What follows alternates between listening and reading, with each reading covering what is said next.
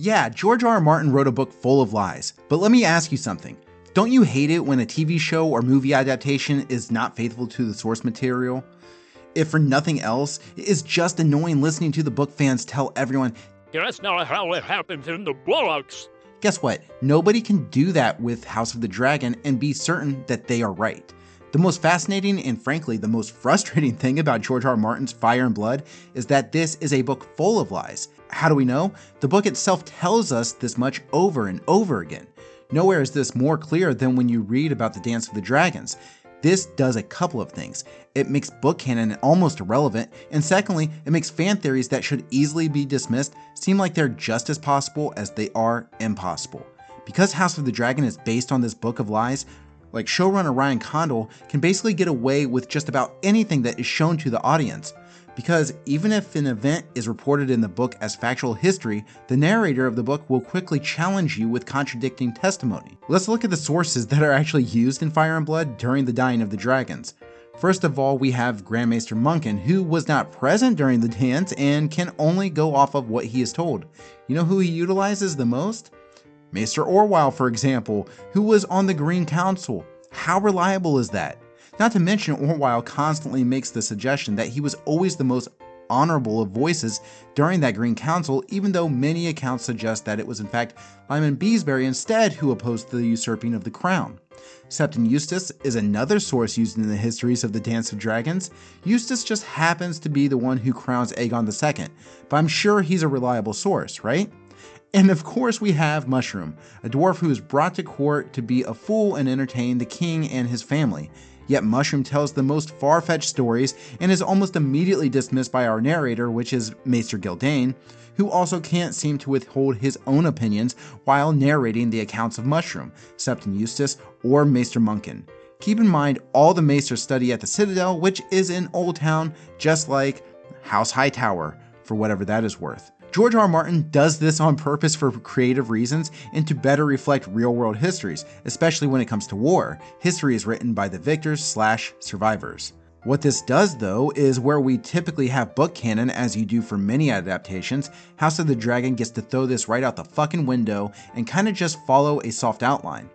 So what has me all worked up about this? Well, thanks for asking. I'll tell you. I was trying to make a video for this channel about a fan theory that suggests Helaena Targaryen's children are not actually Aegon's, but in fact Aemon One-Eye's bastards, or at least elaborate on a potential affair between Aemon and Helaena. That video will be published here on YouTube soon. Maybe you subscribe to the channel so you don't miss it. Just saying. Anyway, the Aemon and Helaena theory.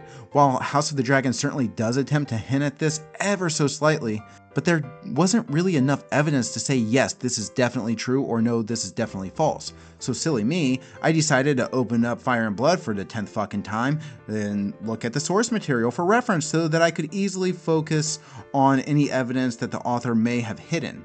Now, I've read this book over and over looking for clues for this and that, but I really wanted to focus this time on what happened during the dying of the dragons and look in particular at Aemon and Helaena for clues. And guess what?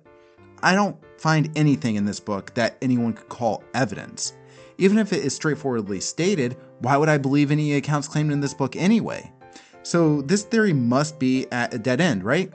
Well, no, not at all actually. And here's where George R. R. Martin and his history of the Targaryens in Westeros drives me insane.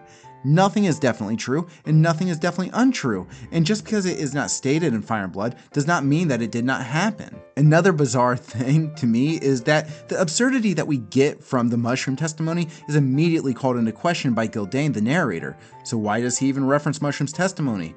We may be able to determine how reliable Mushroom is based on his portrayal in House of the Dragon, but guess what? They did not include Mushroom in House of the Dragon.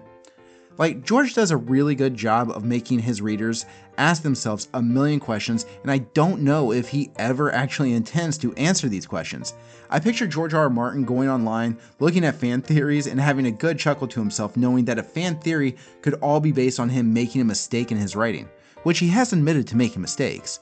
But we'll never know that he made a mistake in Fire and Blood because George has made it clear that you can't trust anything that you read, and he can always chalk up a mix-up in his writing to the unreliable sources. So sometimes I go back over Fire and Blood as I prepare for season 2 of House of the Dragon, and while I'd like to make some predictions about how that season is going to go, it is almost impossible based on the book unless the events that occur is corroborated by various sources. But even if it is, there could be 3 or 4 different ways that they could choose from out of the books, or they could make up their own version in the show, and we could then determine, unless George R. R. Martin states otherwise, that the show version of events are canon and the unreliable sources in the books are not canon and they are wrong.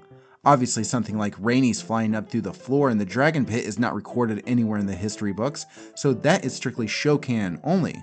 But that's really the only exception. The point of this rant is really just as a book loyalist, I'm almost never going to be able to complain about how things are contextualized in the show, and I think that works to a great benefit for House of the Dragon.